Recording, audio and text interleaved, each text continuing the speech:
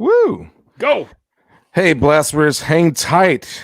We have TJump as a guest, and we're about to start the show right now. Hey, Blasphemers, welcome to Simple Blasphemy, where we have the best times with the worst topics. We're three friends that discuss everything and nothing, from wacky headlines to games and trivia. All subjects bizarre and risque are on the table. Our weekly guests range from friends, musicians, and artists to professionals in a variety of industries. We go live on Facebook and YouTube every Tuesday night at 9 p.m. Eastern. Want to support the show? Join our Patreon. You can find it and more at www.simpleblasphemy.com. So grab a drink and join it! It's too late now. This is Simple Blasphemy.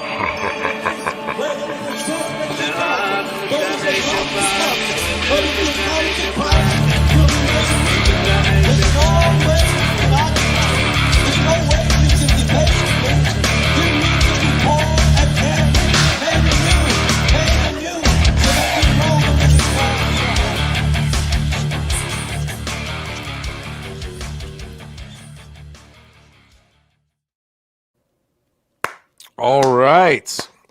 Welcome to this Simple Blasphemy podcast, all you blasphemers out there. My name is Zak Ward, and I have with me always Andy's. The French champagne. And also we have Zach Green. Is it live or Live. is it Memorex? Yeah. That's funny. There you go. Welcome. All the info about the show can be found at simpleblasphemy.com. And if you are new here, you can click that like, share, subscribe button, and you receive 5 years. Good luck. Use it. We paid for it. As mentioned this week, our special guest is TJump. Hey, Tom, how you doing, man? Pretty good. How are you guys? Good. Pleasure to meet you. Damn, your mic is silky smooth. You just drizzled caramel all over the fucking place. So That's the best mic position too. Oh, that's what gets you. You get the fucking crescent rolls in the background and the fucking silky ass mic. now, see, I was hoping that if Tom gets enough Patreons out there that he can actually get a second one and make it stereo. You know what I mean? So if you're really going like this, So he could do the mockingbird thing by himself. yeah. Mock. All right. So to get to know Tom better, we're going to spit 4 questions at him. And so let's just have some fun. Here we go. Tom, if you could have one superpower, what would it be? Invincibility. I'm the juggernaut, bitch. Yeah. Okay. And all what right. can you apply this invincibility in a good way? Like what? No, what? You're just ruining all my fun. Why would you do Okay. that? All right. Fine. I won't rationalize it. Okay. Okay. Damn. What age do you consider old? 2. Old enough. You're out of here, fucker. Okay. Let's see here. I want to skip that one and do Tom, you in all of your debates, you're known to have a pretty calm demeanor, just cool as a cat, doing your thing. So I think what people would like to know is what is one thing that makes you lose your temper?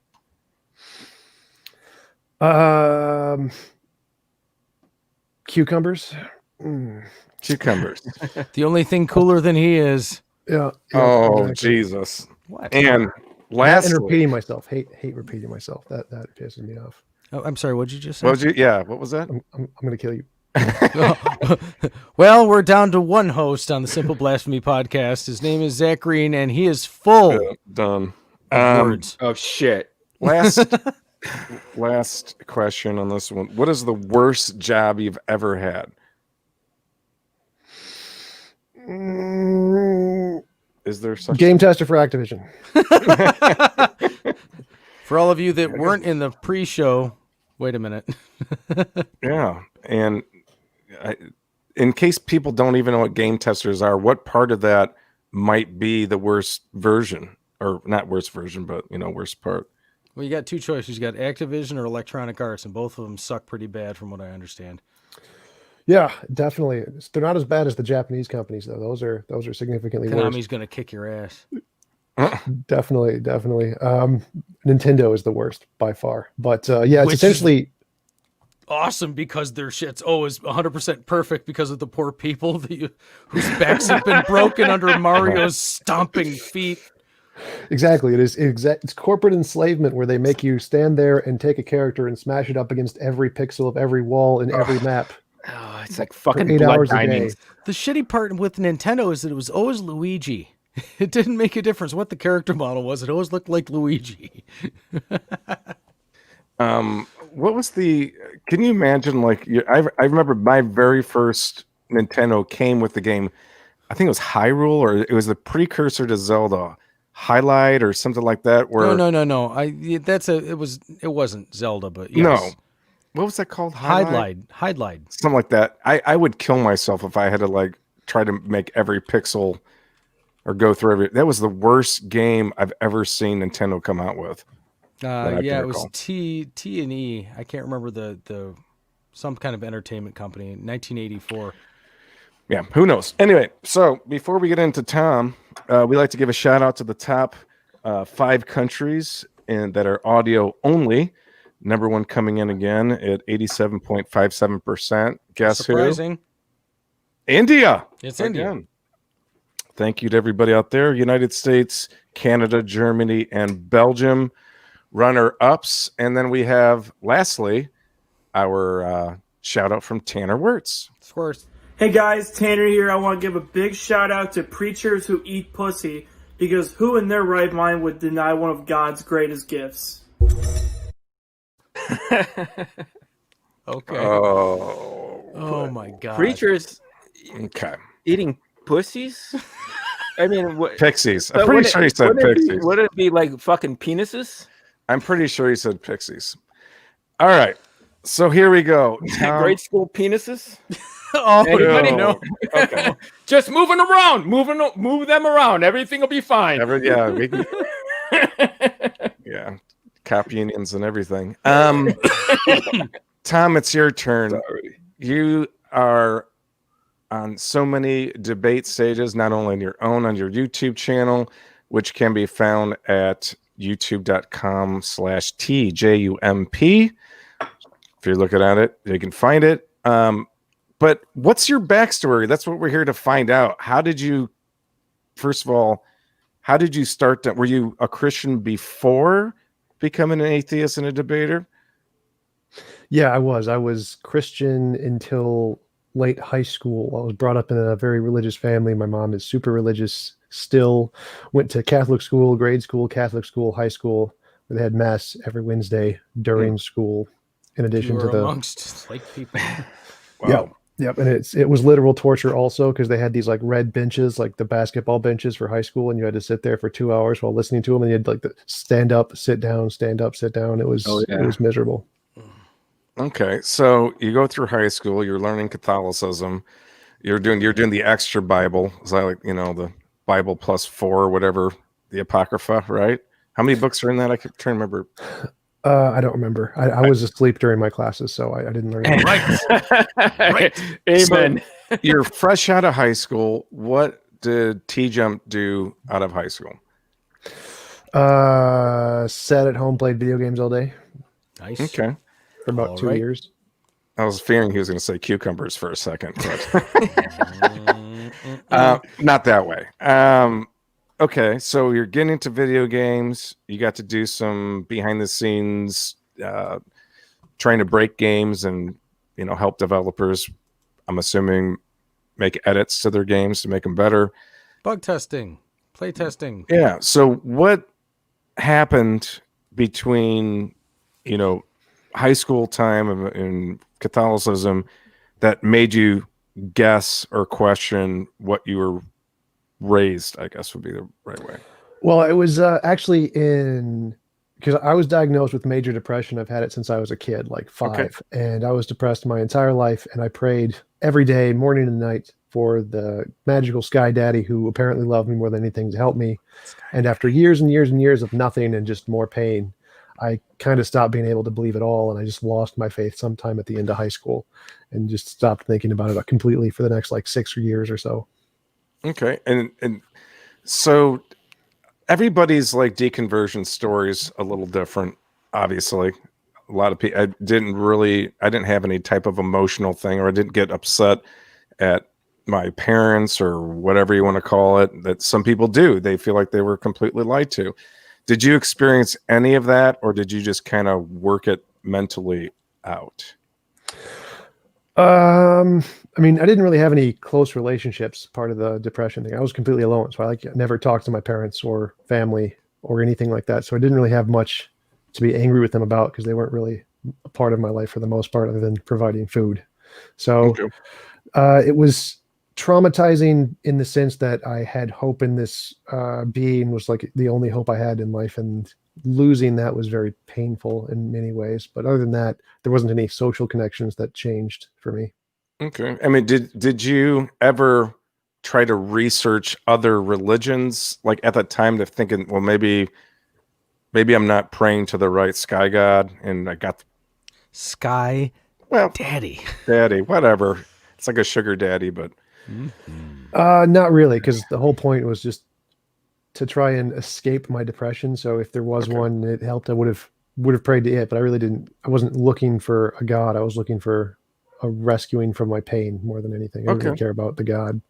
Remediation. well, that's okay. All right. On that subject, if you were at a crossroads where the praying portion didn't work and you're walking away from religion, what was it specifically just because things weren't granted, or from prayer, or was there some outside like influence? Like, for instance, for me, like my dip out of Christianity was actually listening to Penn Teller and hearing, I've never heard somebody's very blunt side of his view of gods and stuff like that. Did you at all have any of that kind of influence? Not until later. So that didn't affect my transition out of Christianity. Again, my whole transition was just, I was depressed. Okay. God didn't do anything to help. I can't believe in a God anymore. And then about 6 years later, after I became non-religious, I started to watch Christopher Hitchens, Harris, Dawkins, Dennett, those guys, their debates and stuff. And that's when I started to get into the atheism philosophy, and when I started to identify as an atheist. Okay. And on that, because I kind of did roughly the same thing, that's like for us, like first version, atheist celebrities, if you will, or respected people. Sometimes not the greatest, little rough around the edges. The delivery was more shocking. Like Hitchens certainly was a shocking, he verbalized himself very well, like a gentleman. Whereas like the new up and coming people, kind of, there's no mold for it, of course, but kind of gotten away, it seems, from that harshness. Was there somebody that you preferred other than others? I mean, you have all of those horsemen or whatever, apocalypse grandfathers or whatever you want to call them. The four horsemen of the new atheism. Yeah. But they were all completely, totally different. I mean, their approach. Was there one that you gravitated towards more or liked a little more? Well, I'd say there was certain things I learned from each of them. Like, for example, Hitchens, his articulation and his way he phrased his arguments, like you mentioned, was probably the best of all of them. The way he compelled people to listen to his points and made God look ridiculous by comparison. He was definitely by far the best at that. And that was something I revered him for. Sam Harris had really great philosophical arguments. I think of the best of those four, especially as ones concerning free will. So I definitely learned from him in that. And his composure in debates was something I admired in a way, because he was very deliberate and didn't seem to be emotionally affected very much by his interlocutors interrupting him and screaming at him. So I learned that from him. Richard Dawkins was great at science. He's a extremely good, extremely knowledgeable biologist, and looking at his work and his documentaries and books and papers on that field, I think was extremely important in getting a introduction into the academic hard sciences. And then Dan Dennett is, of course, a rather renowned philosopher. So he was an introductory voice into that field of the more soft sciences, the social sciences. Is there one person that you'd love to meet and shake their hand? Is there anything like that that you respect the most at all? I'm not sure. I mean, I respect their ideas more than like their individuals. So I'd love to talk with them about their ideas more than shake their hand for sure. All of them, I would assume. Yeah, At least they're living. definitely. I want to meet Douglas Adams, even though he's dead. It'd be a little weird at this point. Well, no, you know what? If Douglas Adams, a zombie, as his decaying form came to my door, I'd still answer the door and still have questions. It's still more probable than. Anyway, Jesus Christ, Zach. what? Hey, Not this me. is the. What are you talking about? Come on now. So, you dove into the Four Horsemen. I'm assuming you saw the video of all four of them having a round table. So that was about 2010, right? Somewhere in that vicinity. So from that time up until this point, you've got to dive into the modern day debates and things like that. And in case people haven't seen Tom, this is a little side clip of what you will typically see with James, the moderator, and that lady is Why is that person insane. crying or on the verge of crying? She's going to hurt you. Tom is probably not going to say, but there was one where I think she started falling asleep or something like that. And then she went to the store during a debate, went to a store and like got something and came back. It was embarrassing. Well, you know, when you're watching something and you're like, well, hey, there's 2 against 2, and like the one person just leaves, it's rude. You know what I mean? It was a very tough, I guess. So having said that, modern day debates, did you debate before this modern day start, or did you start doing it more after? I did mostly conversations before. Like on my channel, I don't normally do debates. I normally just do conversations because it's easier. The structure, debates take too much effort to try and give someone X amount of time and then listen to them talk for some rebuttals and all that crap. It's a waste of time. It's better just to do regular conversations. So I didn't do debates until I started doing modern day debates because that's his kind of a thing. But for me, it's more about the conversations, just the back and forth and being able to address their arguments rather than doing actual formal debates. Okay. And about how long ago was that? I didn't do my homework to find out when the first. And you guys were doing that live too, right? At one point? Yeah, I think we always do those live. I think Okay. We may have done one. Yeah, we've done the first one we did live was in Wisconsin. The second one was in Texas, and we were supposed to do some more, but they all got canceled because of COVID. And I've done a few other live ones for other companies like the Bible and Beer Consortium, and I have another one planned next month in Georgia. And I was supposed to go to Malaysia and do 3 there, but that got canceled because of COVID too. So yeah, we do some live in-person debates.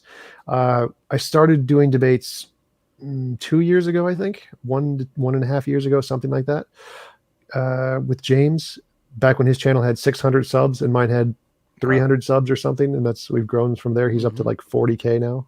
Nice. That's crazy. And a potential car wash is in the works. So if anybody likes the debate stage, modern day debates not only does have obviously atheists and Christians like we're talking, but they also have very many other subjects too. It's not just limited to philosophical, religious type of thing. They do the flat earth. They do Biden versus Trump, pre to the election. They did All Lives Matter, Black Lives Matter, I think, debate. So it's actually a really cool channel that, I subscribe to it because it's has a whole bunch of things I like to listen to aside from me. So you start coming into modern day debates, you start being a staple. How did you become a staple? Whereas, I guess they have a couple different groups of people, right, that tend to debate each other. How did you become more involved than, say, other people that kind of came along? Well, I imagine because I have more spare time than most people, and because on my channel I usually debate professors and philosophers and have a pretty good repertoire on the academic field, James invites me on more, especially for those kinds of debates, since I might be more qualified than some of the other people who he has on regularly. I'm also pretty well established in the Discord community, and so the people there know me. And so if debating someone from that field, like Neff or Praise or the creationists who think the world was created 6,000 years ago. We know each other and we've interacted a lot, and so I'm a easy call to go to those kind of debates. You're a good hang. Yeah, nice. I like going back to that. No matter where you're at in your field, if you are knowledgeable and you're not a complete asshole about it, you're going to go places. You're going to get things. You're going to get gigs, and you're going to have a good time. So, for the contemporaries at now, Dillahunty, Aaron Ra, and all these guys, is there any, or even Anthony? How do you say his name? Bonamasso? Magnabosco. Magnabasso, sorry. Is there anybody that you enjoy their company to talk with? Well, sort of no. So I was diagnosed with autism, high functioning autism. So I'm not really a fan of talking to people. I've always been really bad at that. I do it for my work, but it's not something I really enjoy. So not exactly. I mean, they're really nice guys. I've met all of them in person, especially in Texas, in Austin. So I don't have any complaints about them, but I'm not a social person. I don't enjoy just hanging out and getting a beer for the most part. Gotcha. So speaking We're of all on notice right now. Yeah. So here's a nice picture, and I found this one on one of your pages. Anthony does a street epistemology, is another gentleman that I really respect, and I enjoy learning from him. But more importantly, the gentleman behind you, I noticed, had a little, looks like almost an accident. Jesus Christ. Oh, no. You ain't going to bring that up. I started to go through these pictures. Ain't that a pity? Trying to did you catch a whiff of this before? Is that bad? That might be. That was a bad dad joke.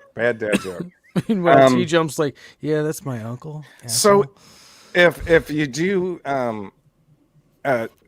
if you don't particularly enjoy gravitating towards large groups of social people just hanging out and slinging beers, what attracts you to be on the spotlight in debates or conversations like you have on your YouTube channel? Money. Okay. And I like money. Okay. God damn it. Your answers are just like, yep. You're supposed to leave a whole bunch of room for bullshit, and this is the Midwest, god damn it. Yeah, come on now.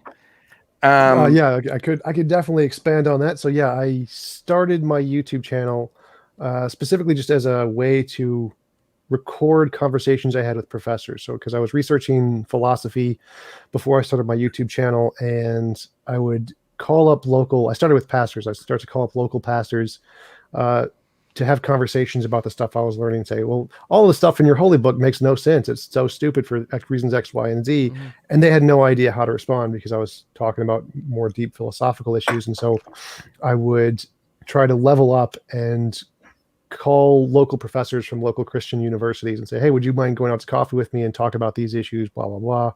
And they were gracious enough to go out and be willing to chat with me. But we talked about a lot of issues that I couldn't recall off the top of my head. So I would record them and I'd upload them to my YouTube channel just to watch back. And I got a decent following doing that. So I turned it into a kind of a career, started making money off of it. And it's like, hey, I can do this and make money. So let's do it more. Mm-hmm. Well, I personally just respect your approach. You're one of my favorite people to watch because the method, the facts, the way you come with your ammunition. It seems like even the last couple months you've perfected this craft even better. The last debate I think I watched was with on Modern Day. Who did you debate your last Modern Day one? Wasn't it last night was actually the last Modern Debate one, but so it could have been the one with Sybil, I think, that one, or the one with CJ on morality. Those would probably be the two a few weeks ago. It was deemed the most gentleman conversation between two guys. Sal Cordova. That's who it was. Queensbury rules. Now, there are certain people that just like Aaron Ra's version of really screaming, angry, yelling face. Which I don't understand I don't particularly understand that approach. More so after really getting to street epistemology and kind of going down that road. And he was even on with Anthony in one of his episodes, and he was teaching him. And it's like he did not want to break his mold, his brand, really, kind of a thing. You talk about epistemology. A lot of people don't even know what that is. Can you break down what epistemology is? I thought that was the thing that happened during pregnancy or during birth. Yep, that's the one. He's got it. That's the area I study. Cucumbers. Right So- in between. So yeah, epistemology is the study of knowledge. Like, how do we ground knowledge? How do we know anything? What is the correct method to gain knowledge in the world? Those are the questions of epistemology. It's what are the foundations of knowing things, and what are reliable methods to know things, and what are unreliable methods to know things. And how did you fall into that? Because me, it was Anthony and his YouTube channel, but how did you fall into it? When I was studying philosophy and religion, I was trying to figure out for myself what is the best way to ground knowledge, and I wrote an epistemology. And so that's my first video on my YouTube channel right now, is my epistemology. And the whole point of my debates is essentially to promote that, to show how my epistemology can address questions and debate topics at an academic level. And so it's the whole point of my channel is essentially to promote my epistemology and how it can work even at an academic level. So that's how I got into epistemology. I wrote one. Nice. Yeah. And you talk about, at least on your About Us and stuff like that, you have a book that's in the works, or? Yeah, I have one book with a publisher that's supposed to come out next year. It's going to be on morality. It's a debate between me and somebody else. Really? And then I have an epistemology book, but that one's a little more technical, so it was harder to find a publisher for that one until I get more credibility, at least. Mm-hmm. Right. So speaking on the things in debates that come up often, one of those I said I was going to, hopefully we can talk about, is arguments, and how, like you're saying, interlockers, and the structure of arguments. I didn't know what any of this stuff was until studying, Matt Dillahunty's, methods for so many years. Can you explain logical fallacies and what those are, and how that, like the interlocker, your syllogism, and all that, were basically the nuts and bolts in debates? Sure, yeah. Fallacies are essentially failures in reasoning. There's something that you present evidence for, and you think the evidence leads to some conclusion, but it really doesn't lead to the conclusion at all. So, for example, if you said, I think that X is true because Bob said so. Well, why would Bob saying so make it true? It doesn't make any sense. That's an appeal to authority. Just saying Bob said so isn't actually evidence that it is actually true. That's informal fallacy. There are formal fallacies also, which were the premises do not lead to the conclusion, or essentially you can say the grass is wet. When it rains, the grass gets wet, therefore it rained. Well, that doesn't actually follow, because maybe the sprinklers were on. That could also be an explanation of why the grass was wet. So fallacies are essentially just, you take the structure of the argument and it doesn't actually lead to the conclusion. That's a formal fallacy. And an informal fallacy is one where it's more just like Bob said so. Well, it could be the case, but that doesn't really support your conclusion. So fallacies are failures in reasoning where you think something indicates a conclusion, but it has been formally proven to not do that. So we can prove that what your argument just did isn't actually evidence, and we've named it because it's so common in human knowledge that they think it is, but it's not.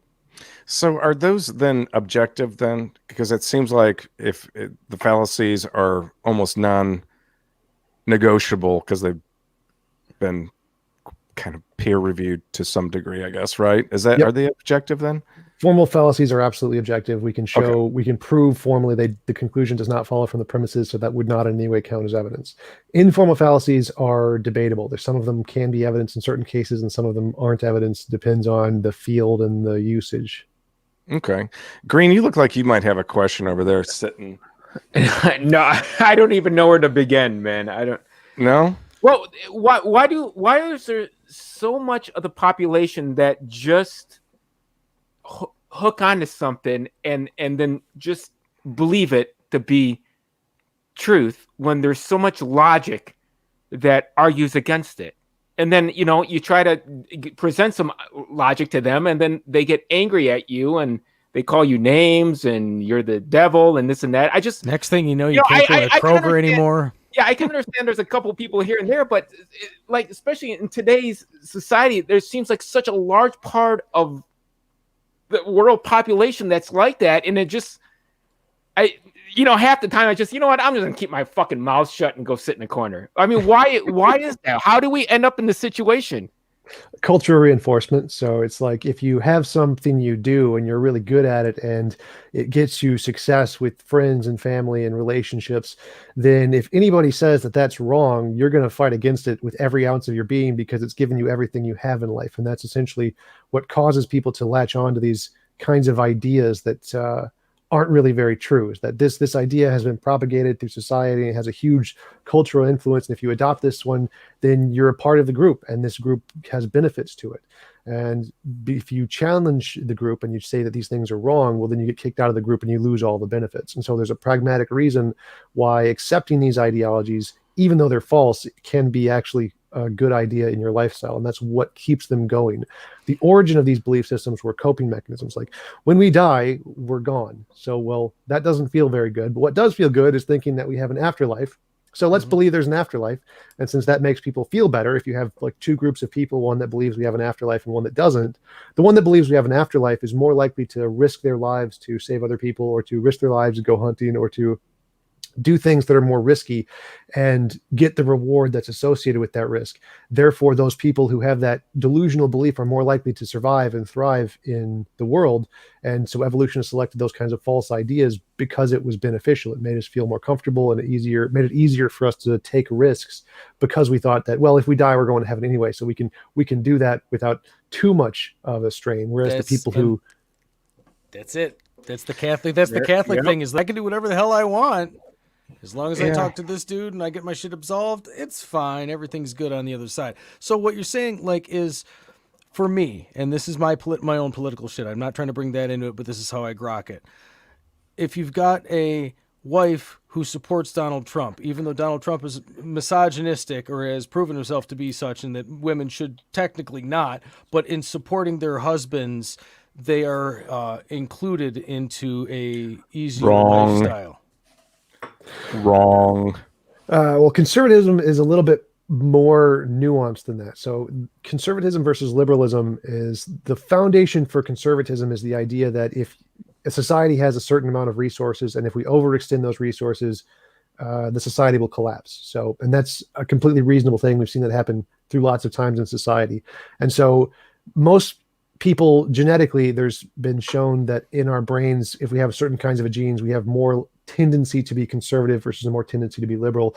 And the difference between these two is that the liberals think that we have excess resources and we should divide those resources to help as many people as possible.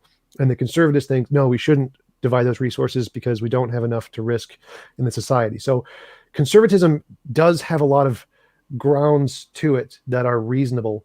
And then people latch onto those and justify them based off of biases. So, for example, if there's an ideology that reasonably says we should not be dividing resources to help people, well, if you're a racist and you think this group should not be helped, well, then you're going to go with the one that says we shouldn't be dividing resources because that group says we shouldn't give resources to this group. Mm-hmm. So there's lots and lots of reasons that could justify why you would be a conservative. Now, definitely the groupthink and the cultural thing is definitely a huge part of it. That's why most conservatives live in one area of the country in the South, and most liberals live in another area in New York and Minnesota and California. So definitely the groupthink is a big part of it, but also because there are these underlying issues that are actually reasonable if you understand the ideology. There are some other reasons why it's such a prevalent ideology in America. That was probably the best explanation I've ever heard about the two, and at least a different version of it from my standpoint. I think that when going back to even Zak's previous question too, is I think that a lot of people just are not comfortable with the phrase "I don't know," and it's a difficult pill to swallow. But on the same token, I think that the gentleman or lady, good, aka good person's thing should be simply is I don't know, rather than stating claims that just are ludicrous. Andy, did you have something else that you wanted to ask or go down? What was it? Well, I did my little brief dive on Okay. TJump earlier, and he had done some discussions on simulation hypothesis, basically that the Matrix is real. And I'm a firm believer in this. I think that there should be there's no reasonable explanation otherwise. And I wanted to know what side of the fence you stood on it. Do you think it is a thing or it is not a thing? Not a thing. I think it's highly unlikely that we are in a simulation. And the reason for that is because of moral progress. Like if we look farther back in time, like when slavery was legal, when there weren't women's rights, when there weren't gay rights, as we have less resources as a society, then we are less likely to share those resources with groups that we deem to be less productive. And as we have more resources, then we're more likely to share those resources to support other people. And because of this pattern, when we have enough resources to build an entire universe out of computer code, it's most likely the case that when we do that, we're going to see a world like this one is horribly immoral, and it would be illegal for anyone to make a universe like this one, and they would be locked up for essentially forever because it would be just so evil to do so. So if we ever get to the technological point where we can make universes like the Nick Bostrom simulation hypothesis, it's highly unlikely we'll have a universe like this one. They'll most likely be pretty good for the most part. The way I like to describe it is there would be a world where it would be physically impossible to force anyone to do anything they don't consent to doing. That would be like a requirement in any of these universes to make them moral universes. And it would be illegal to make any universes where the kid could play God and just destroy people's lives like they're ants, because we would have empathy for those beings. If we have enough resources to create universes, well, then it's not permissible to just destroy all of the creatures in them with cancer and bone disease and all kinds of things that make their lives miserable. So a world like this one seems highly unlikely to be possible in a world when we can make universes, because it would just be so immoral and it would be seen so disgusting by the society that it would be outlawed.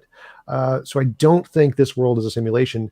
It seems far more likely that it's probably real in some sense. But what happens if somebody, Here an we go. architect, just got really bored with everything and, played the game to death, and then all of a sudden just wanted to play a game or create, a simulation or a universe and just fuck it up in the worst possible ways just for personal entertainment? Well, they could totally do that. They just have to fill it with artificial intelligences that have no consciousness. So you can make a computer with like Call of Duty or whatever and just mass murder everybody you want, because none of them are conscious. But if you put in conscious beings, that would be not possible. That would be the case that would make it illegal, and that would make it a crime. I guess the construct in which this is being put in is a little linear, because you take the idea that this is humankind that has made this up. We're basing it on being who we are because this is all we know is who we are. One narrative. We're not aware of a higher intelligence entity or being of us that is actually founded and actually exists, that may or may not have been the twisted author of this particular world. And then we've got all the different realities that we could be in, the trillions of planets and life-giving bullshit in the universe and all that other crazy shit.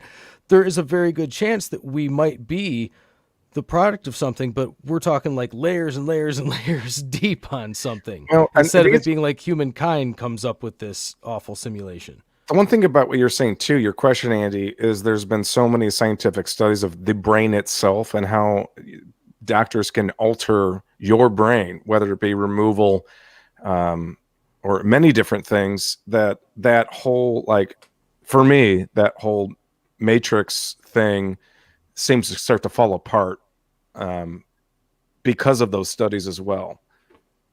And they just recently, I can't recall who mentioned it, that you can think something and it prints it on your brain. Like they can literally get a picture of... yeah, there was a study mentioned in one of Sean Carroll's podcasts by I forget her name, but she was talking about how I think it was monkeys they would show a picture to, and then they would kill it and cut its brain open and then use a radiometric piece of paper and put it on the brain after they had injected it with a dye, radiometric dye. So it would show the image they were thinking about in the visual cortex on the piece of paper. Yeah. How does that not prove the Matrix thing though? Yeah, I think I would agree with you there. Like we could be in the Matrix and the brain is just a product of the Matrix. And so even though it has... It sounds lame as fuck, but if you watch like that Rick and Morty show, they have the video game where one of the characters goes into it and they live an entire lifetime in somebody else's shoes. And one of them comes out and he's like, he just died of colon cancer. And you come out and there's your high score. Even though you've invested your 10 minutes of your life, your DMT trip of this video game, all of a sudden, poof, you're back in your reality. Anything's possible. That's the part that makes me the only part that makes me excited about death is that I'm sure I'm going to get some answer one way or the other. Like right before the light goes out, I know what's going to happen on this side. Like, oh shit, there's nothing. Cool. Done. Ew. Or, oh fuck, I woke up and I'm in Major Magics in 1987 and I fell down really hard.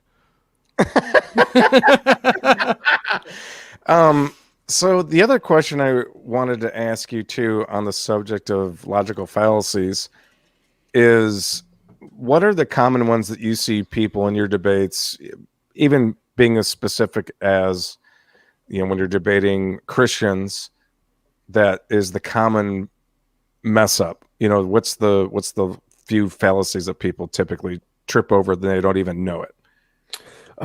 Composition division fallacy is probably the most common. So it's life cannot come from non-life, consciousness cannot come from non-consciousness. The idea there is, well, if there was no life before, well, then how could life come about from there being no life before? But that's a really dumb argument, because if you take a bunch of bricks, there's no wall anywhere in the bricks, but if you put the bricks together, poof, you have a wall. So you can't say, well, there was no wall, therefore how could you get a wall from no wall? Well, we do that pretty easily. Just put a bunch of bricks on top of one another. Mm-hmm. So the fact that the collection doesn't have some property doesn't mean that none of the parts do. And the fact that none of the parts have a property doesn't mean the whole can't have it. So when you assume that life can't come from non-life, that's I think it's a division fallacy, because composition division, there's two fallacies there. And the same thing with consciousness cannot come from non-consciousness. If you assume that, how could non-conscious matter produce a brain? That's impossible, because, there's no consciousness to begin with. Well, no, that's not quite how it works. Same thing with the wall. Like, there was originally no sun. The sun did not exist, but if you put enough hydrogen atoms together, poof, you get a sun. Mm-hmm. So you can get these new things that were nothing like the parts by just combining the parts in a certain way. And that's the most common fallacy that is prevalent today in Christians and theists' worldview. And divine hiddenness, is that usually a fallacy that's ammunition for the atheists?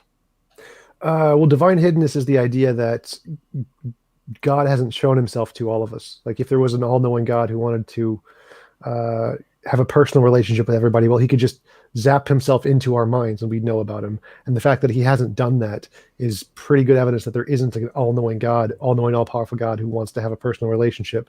So I don't. What about all the people that talk about their personal relationship with God? And I'm not necessarily supporting it, but I'm saying that, like, if I talk to somebody in my family and they will espouse the luxury of the Holy Spirit and how it is good to be in his light, and although it's not my thing, I feel good for them that they have that they can, that fire that they can rest by, that's always there for them. Some of us have to work harder to make a flame, and some people got this ever-present glow, something that feels like it has been imbued into their brain, that God's talking to them. What about that? Well, it definitely has been imbued into their brain by evolution, because that's the same thing I mentioned earlier, that there's this evolutionary advantage to, if you imagine you have this imaginary friend who really loves you and who's going to give you an afterlife, well, then it makes it a lot easier to take risks and to believe in things in life. Give you one up. Yeah.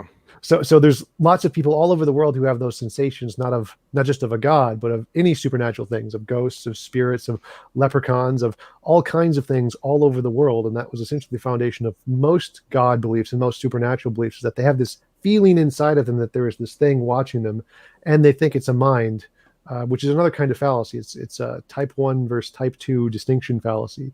It's the hyperactive agency detection system. So, like, if you hear a rustle in the bushes, and like, if you imagine living 10,000 years ago and you hear a rustle in the bushes, if you think it's just the wind, you're like, it's fine, I'll just stay here. and it happens to be a lion, well, you get eaten. You're dead. You're out of the genetic pool. But if you think the rustle in the bushes, that's a lion, I'm going to run away. Even if it was just the wind, you survive and reproduce. So because of that, evolution prioritizes people who think whatever that noise is, it's got to be a mind and it's got to be out to get me. So I got to run away. And so we have this hyperactive agency detection system of anything we see happening. We think it's an agent. We think it's a mind or some kind of intentionality coming to get us, which is why people think volcanoes were evil and tried to kill us, and storms were caused by Mother Nature and all these things. We always thought the natural disasters were caused by a mind, Zeus and lightning, Thor and Masturbation. thunder. Mm-hmm. Exactly. Rampant. So, I never met a blind guy and just had the balls to say, "Hey, dude, did you? Did it? Was it? Did you a lot?" Show me the crucifix. One of the things I've always found interesting is the no true Scotsman fallacy, of course, which is fun. And I've always wanted to do the no true Christian fallacy. I think is good to be on its own.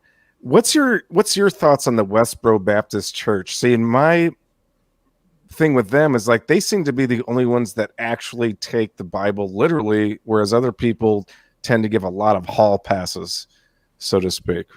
Oh yeah, absolutely. The moral progress I was mentioning earlier, that has affected Christians just as much as it's affected anybody else. So if you take the Westboro Baptist Church today and you put them at the Catholic Church 300 years ago, they'd all be considered extremely left liberals, hippies, because they're not taking it seriously enough, because the church used to burn people at the stake and to stone people to death as actual doctrine, and had crusades where they'd literally just go massacre people who didn't convert or die, kind of a thing. And not even the Westboro Baptist Church would do those things today. So even they are significantly less Christian than the original Christians were. So the moral progress has affected everybody in society, even them.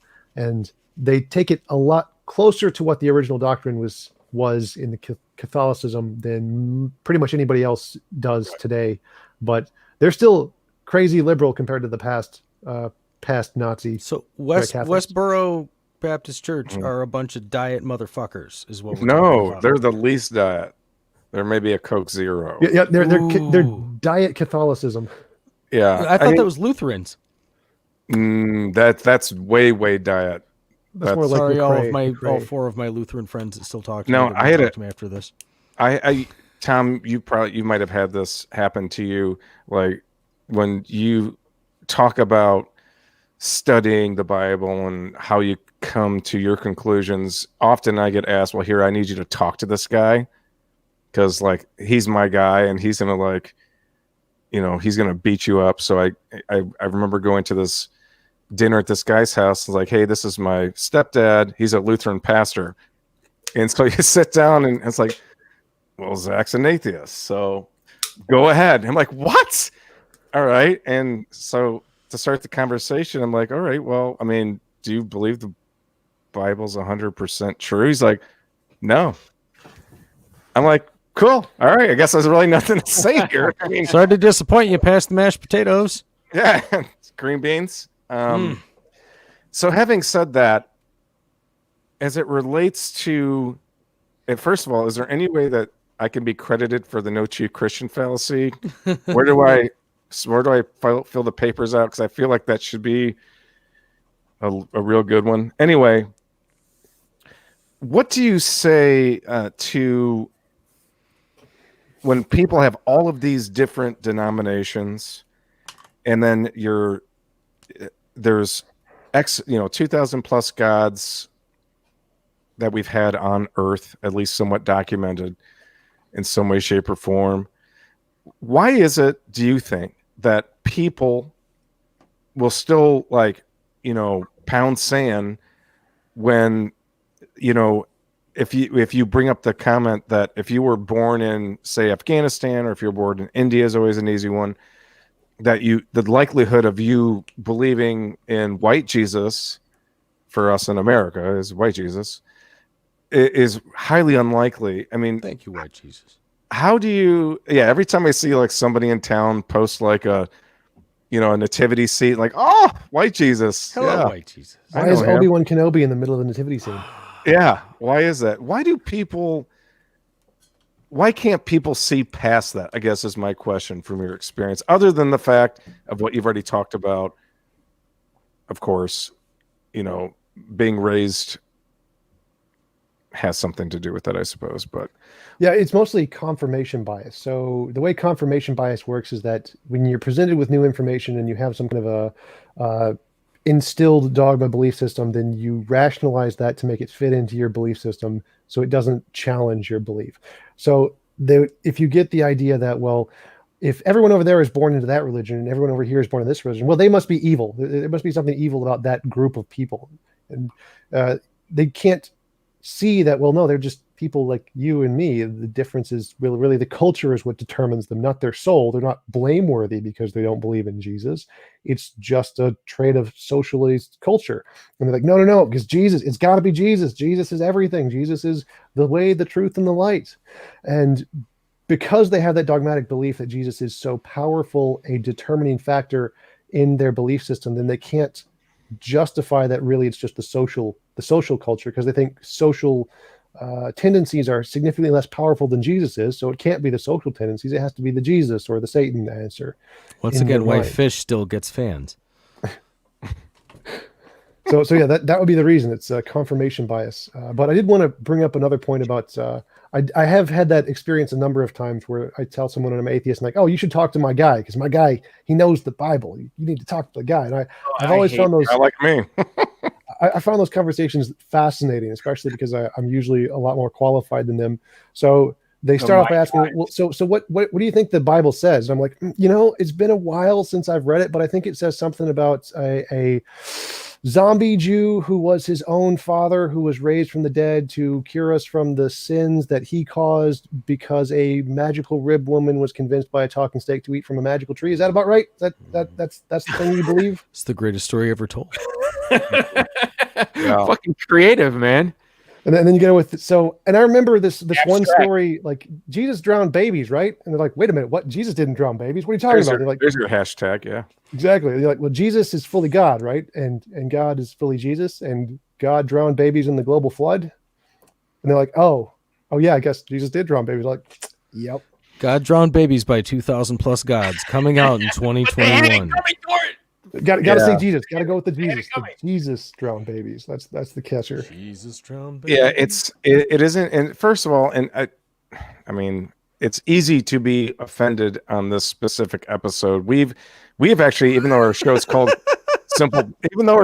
Simple Blasphemy, when Andy and I started this almost 3 years ago, even Andy was like, "Yeah, we should probably not go down the whole religious thing." Oh, and yeah, every once in a while, it's great.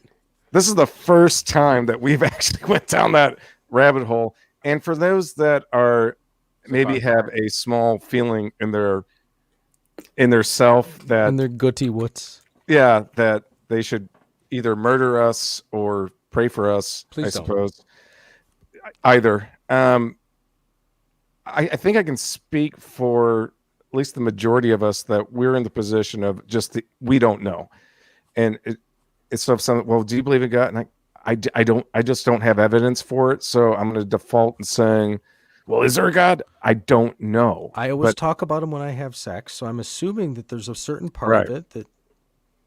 Oh, you don't scream, oh, Bob Ross. So on just you Bob Ross fan? Love Bob Ross. He's great. Great painter. The afro is great. So on the subject, he drew that because he wanted to save money by not getting a haircut.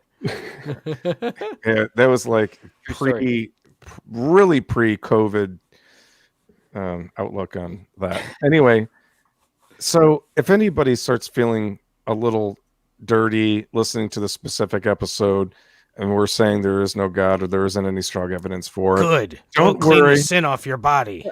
It's fine. Just do your own research. It's super easy. Just read Genesis and then objectively, and then come back to us. Feel the invisible touch. Yeah. I usually go with send me a super chat and tell me how wrong I am. Exactly, for $5. I find it. I mean, I'm personally not an activist. I think that I'd like to start doing more of that type of work, more so because of Anthony's whole thing with street epistemology. And in my area, we don't quite have that in Toledo, Ohio. However, what I've found, people that have this like hard to swallow, when you really question somebody's religious beliefs. You can go to somebody, say the Steelers suck or the Browns suck or any type of sports team, and they'll puff their chest. But the moment that they find out that Your Jesus sucks. your version of Jesus, your white Jesus, is no. I prefer my Buddha. Yeah, I mean, people really start getting weirded out. Are you of the thought of just giving people some really tough pills to swallow and think is from what I've known? This is way too long of a question. Or coming to the question, I apologize. But I'm sorry, could you repeat that? What was the Exactly. let me just rewind it for a minute. Lordy. Would you suggest that hard pills to swallow when you start talking to people in a nice way is just better than ignoring and lying to them, or is that what the whole? Do you feel that you're the arbiter of atheism?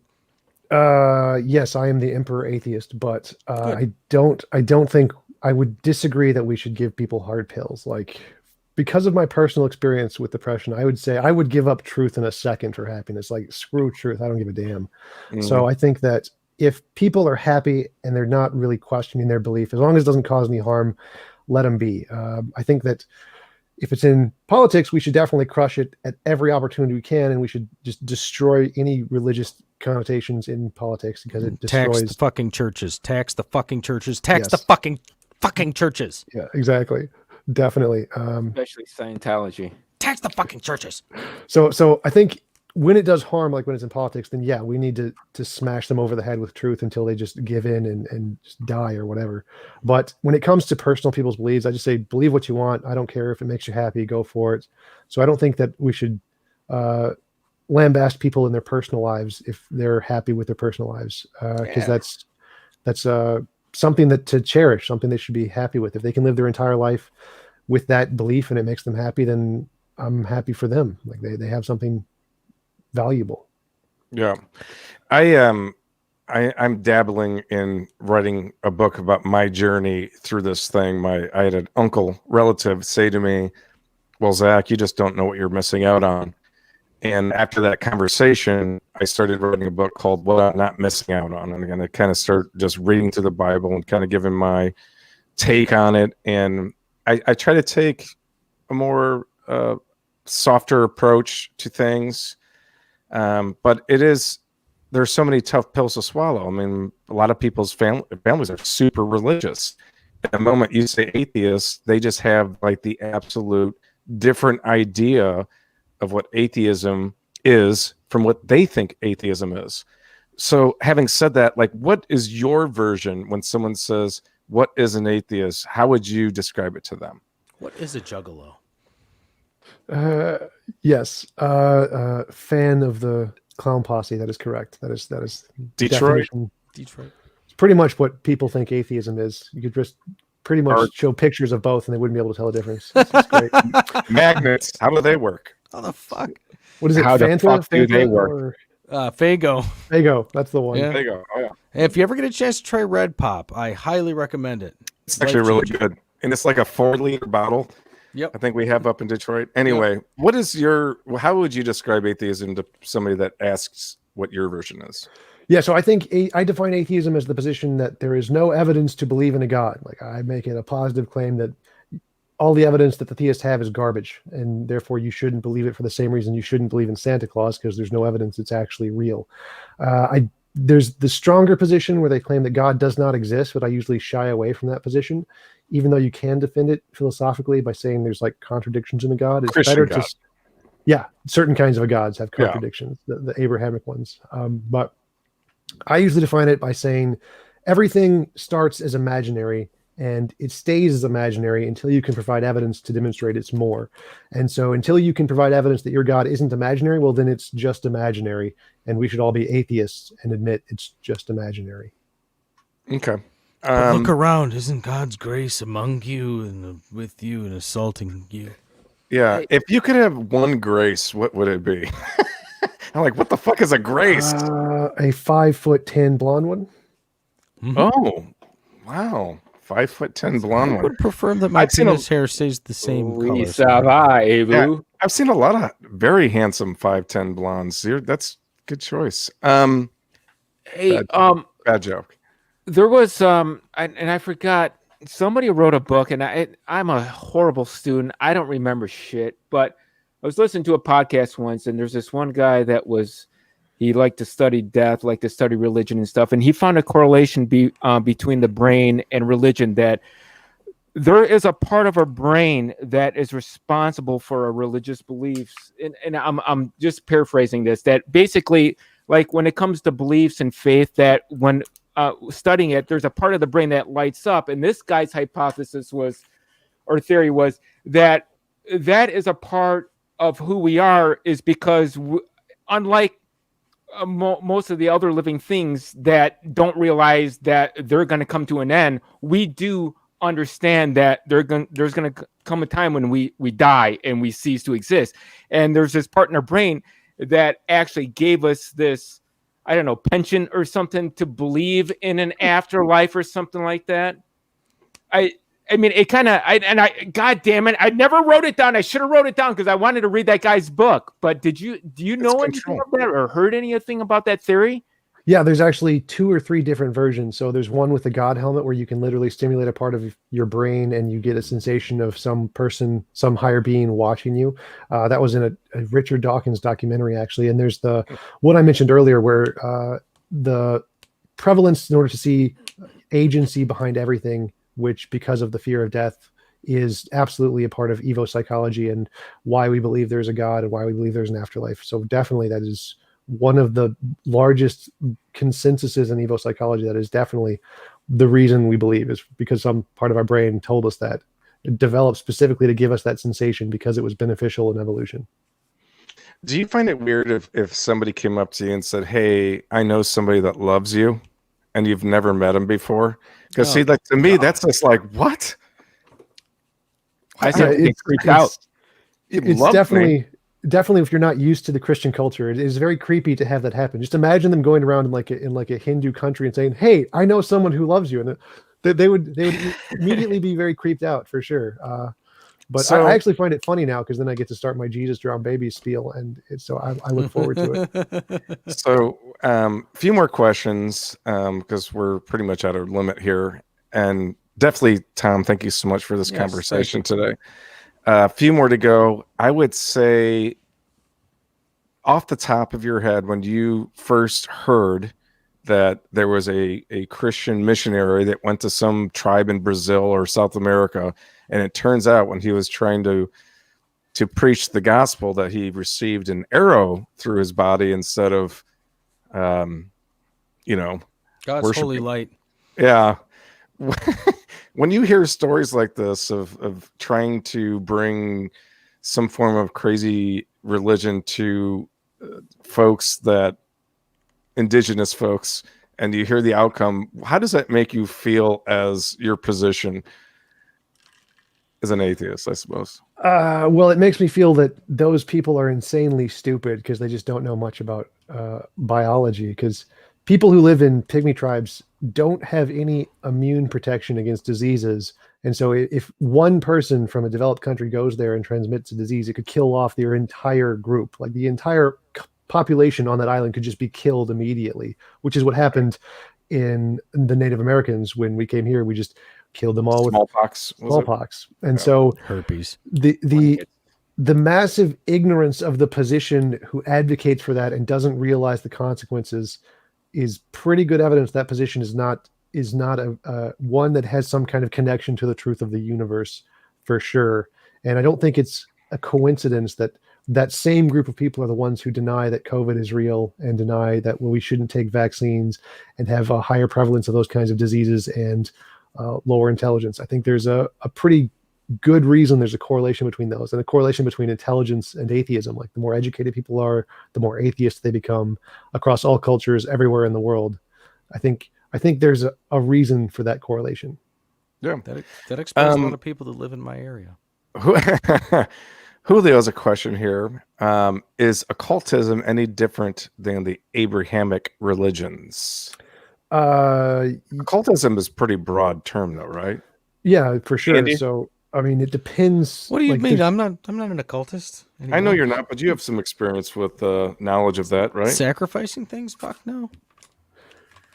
So Well- yeah, there's a bunch of different denominations of occultism, and there's a bunch of different denominations of religious sects, and there are some crossover. Like, for example, the Church of Satan could definitely be considered occultist in many ways, and certain Wiccan and other practices could definitely be considered Christian in many ways, and definitely used to be like that.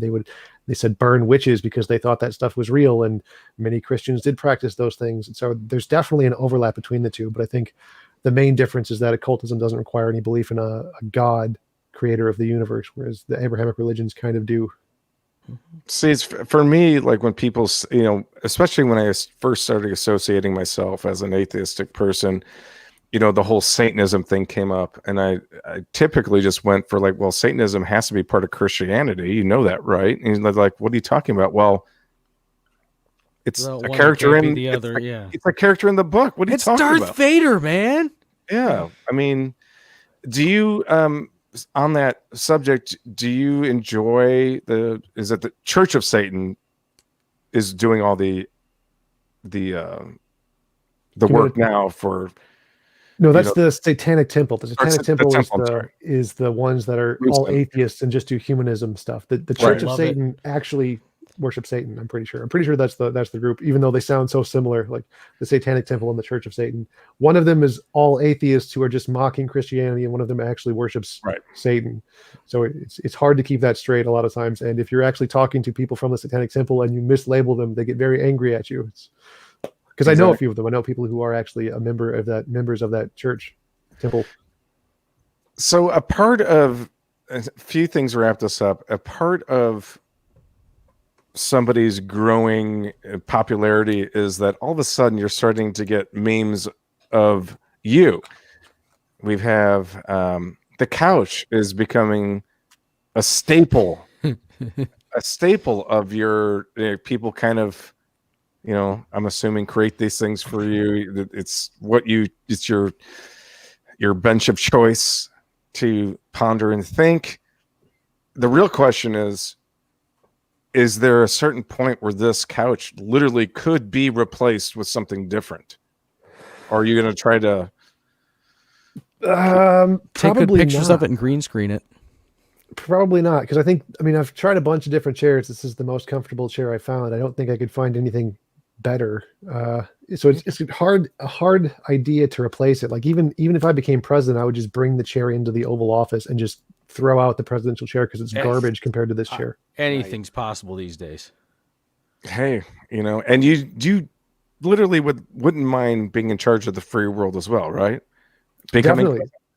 I one of my goals, I would love to be president and try and solve all of the problems in politics right now. Give me your elevator platform. Awesome.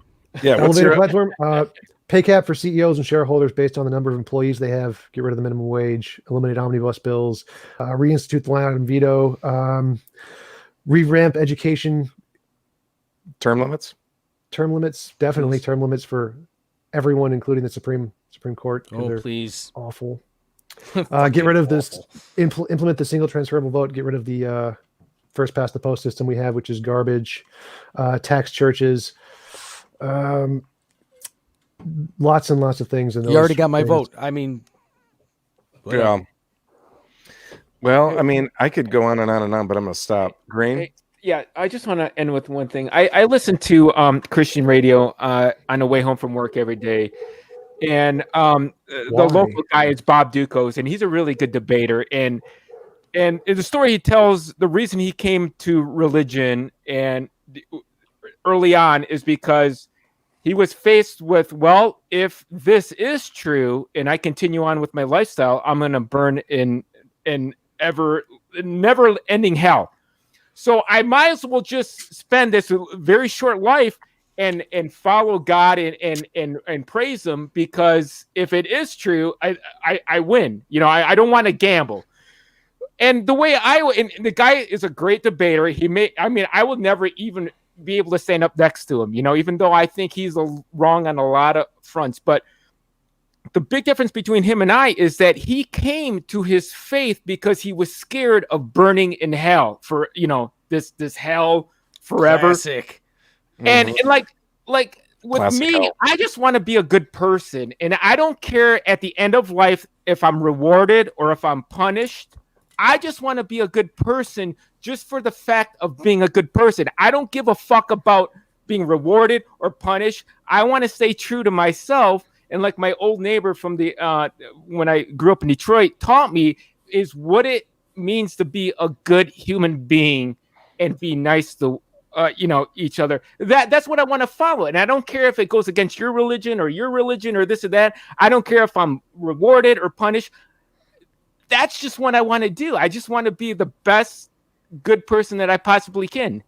But like Zach Green, but like this guy that knows the ins and outs and is so holy and stuff like that came to it because he was afraid of burning in hell. And to me, you're being fake. You're a fake motherfucker because you're being scared into this position to where me is just like, this is just what I want to gravitate to. I don't care if I'm rewarded or punished. Oh yeah, absolutely. That's Pascal's wager, the idea that, well, if you worship God, you get infinite reward, and if you don't, you get infinite punishment. But the problem is that you could still get infinite reward as an atheist, and you could still get infinitely punished just by being a bad person. Like, we don't know what the afterlife is like. Like Andy mentioned, there could be an afterlife. Like, we could be in the Matrix. So if we're terrible people here, we could get punished when we wake up. That's definitely a possibility. So you should be a good person because it's the right thing to do, not because of some God holding a big stick saying he's going to beat you if you don't. And more importantly, if the only reason you're a good person is because God says so, well, then what are you going to do if God tells you to kill somebody? Like that one story when it's like, kill your only son. Yep. And then at the last minute, oh, wait, I just wanted to see if you were going to do it. Just kidding. Man, I was totally trolling you. Come Oh, on. Yeah. funny story. That actually happened twice in the Bible, and the second time it was a daughter, and so he decided not to stop him and just said, "Yeah, go ahead, burn your daughter." Where's that at? It's the King Jatebeth or something like that, and he was praying to God to help him win a battle, and he said, "If you help me win this battle, I will sacrifice the first thing that comes through my door when I get home," which was his daughter. And so he burned her alive. What is he That's trying to kill his cat or something? You're going for your cat, your wife? And to be fair, the whole book of Job, for the most part, would, for those that like that kind of thing. All right, we have to wrap this up. TJump, thank you so much for coming on. It was a pleasure. It's been a pleasure, of course, and you kind of satisfied at least my fanboy needs. Tom, you can find him on his own YouTube channel, which is listed below at youtube.com/TJump. Gentlemen like him and others also have a Patreon similar to us, but he's a little more. Our bills are made, but Tom has a Patreon that's going to allow him to fly and do debates in other places. And Spread the word. Tom's Patreon is actually really doing the Lord's work, right? And for us, you're just paying for beer and hookers. Yeah, and for us, and poop and fart jokes. Poop and fart jokes. Yeah, occasionally and we have a serious time, or we have somebody that people but give a seriously, shit about. Tom, thanks for coming on this show. I really appreciate it. Thanks, I appreciate the invite. I appreciate being here. And what was the guy's name you mentioned on the radio? Bob Duco. Bob Ducos. I'll check him out. See if I can get him on my show. It'd be fun. Exactly. Oh, that would be awesome. Ducos Scully. Because he's a really good debater and he knows a lot of science. And like when I listen to him, I'm just like, oh my God, how can I counteract this? And but even though I know you're wrong, it's just flawed thinking, but you got the facts. So if you can get him on, I don't know how you spell it, but it's Bob Ducos in Michigan, Toledo area. All right, I'll check it out. So lastly, follow Tom's YouTube channel.